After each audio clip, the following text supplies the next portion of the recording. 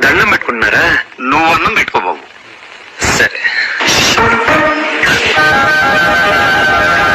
భోంచేసే ముందు దేవుడు దండం పెట్టుకునే అలవాట్లేదా?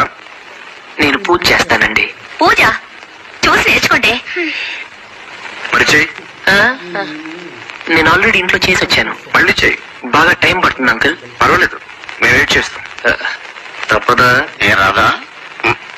దేవుడా, ఓ మంచి దేవుడా, నువ్వు మాకు తినడానికి తోటకూర పప్పు ఇచ్చావు, బంగాళదుంప ఫ్రై ఇచ్చావు, చారు కూడా ఇచ్చావు.